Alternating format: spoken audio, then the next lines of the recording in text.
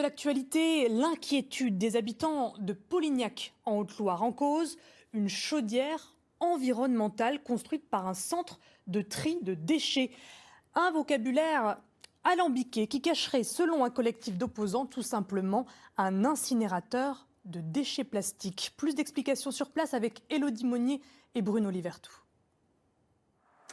Polignac, plus beau village de France depuis quelques mois, et à quelques centaines de mètres de là, un centre de tri qui pourrait écorner la carte postale.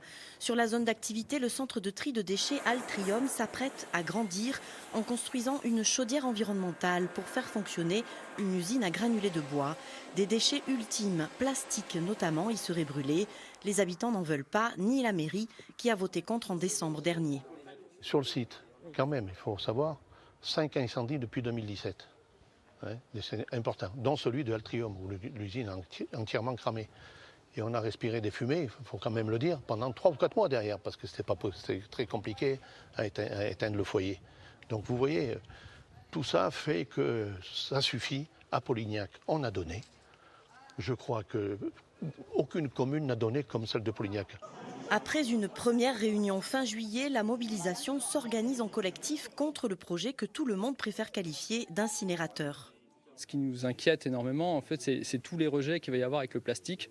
On sait, ça a été démontré, qu'il y a des furanes qui vont être rejetées, qu'il y a des dioxines, qu'il y a énormément de métaux lourds et puis plein d'autres composés, plein de particules fines, etc. Et tout. Qu'est-ce que réellement on va respirer, je sais pas, dans les 10 km aux alentours, etc. Et ça a été prouvé qu'il y a eu un sur-risque de cancer autour d'incinérateurs, alors que ce soit des co-incinérateurs ou pas. Voilà, de toute manière, soyons clairs, on verra réellement les répercussions pour la population, je pense, dans 20 ans, dans 30 ans. Le dossier d'autorisation est instruit par les administrations de l'État. En attendant, les riverains ne comptent pas rester les bras croisés. Selon eux, d'autres solutions de gestion de nos déchets existent. Brûler 2 tonnes de plastique par heure, en continu, 24 heures sur 24, toute l'année, c'est pas viable à l'heure actuelle. Je pense que ce qu'il faut, c'est vraiment réduire les déchets à la source et produire moins de plastique. C'est ça l'avenir.